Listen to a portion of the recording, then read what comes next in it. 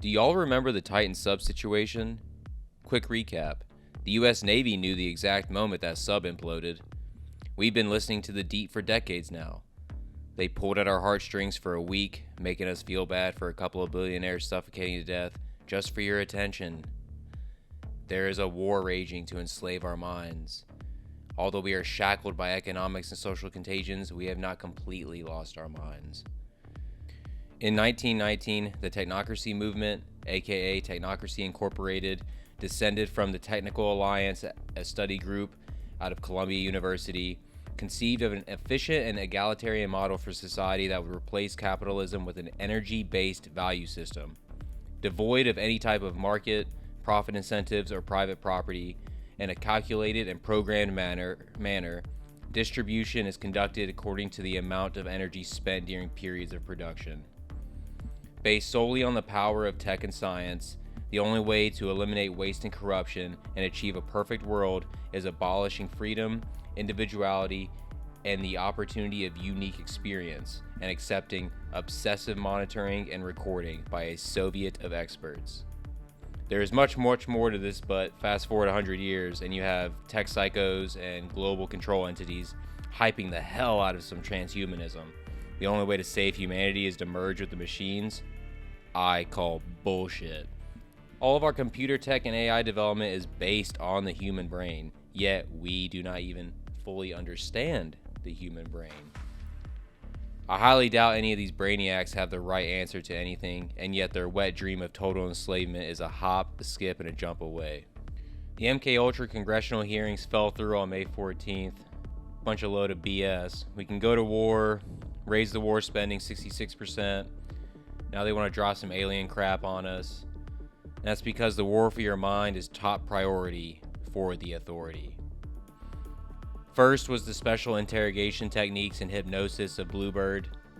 Then you have the introduction of drugs and artichoke to conquer the fundamental laws of nature, all culminating in the total chemical and psychological manipulation of the mind on a large scale in MKUltra.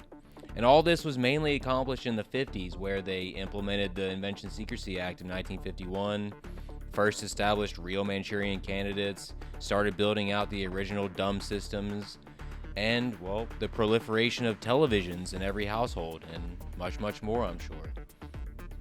Mind control used to be an art form, perfected through mediums of propaganda, religion, and dogmatic principles. Now it has become a military science, backed by private corporations seeking total optimization of the slave state. Most of our tech comes downstream from the military, and they are Satanists at the highest echelons of the Pentagon. The World Wide Web is exactly that, a web meant to trap. Nothing is free. From the Tavistock Institute, to mRNA eugenics, to electromagnetic wireless remote control of mammalian gene expression with nanotech, the odds are stacking against us. Trump's literal day one in office was Project Stargate. This is where their priorities lie. Building the AI surveillance superstate under the guise of health and safety. Use your imagination on how you think they could accomplish this based on what you already know. I know that based on the 2013 Modernization Act, the CIA has been given legal authority to propagandize U.S. citizens. So what the hell can we actually believe in the last decade? My personal theory?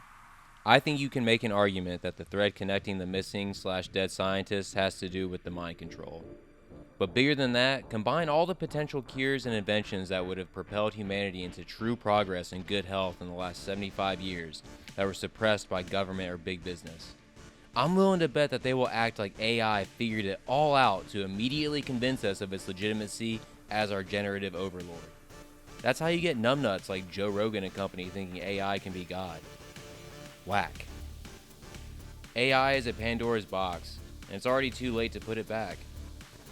Even the world's oldest business on paper, the Vatican, recognizes this.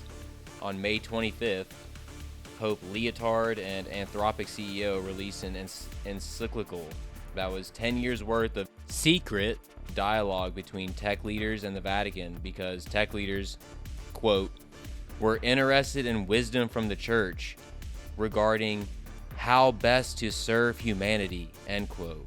Yeah, sure. It's just more propaganda and mind control, like our political theater, media, and marketing. AI is just a tool being used to invade our privacy and identify the next target in a kill chain. Sooner or later, it'll become the intellectual bottleneck in which we will all be forced through, where the funnel is completely curated by overseers. There is bukus of information on mind control, and although it's not our only issue, it is a collective one. I just wanted to highlight the fact that they scream for our attention, beg for our consent, and expect absolute obedience. And I say no more. Shut out the noise, but don't be indifferent. Know yourself. Act on your passions. Break the chains of fear, and let's start resisting. A little goes a long way. Many hands make light work. Stand with me for truth, love, and justice.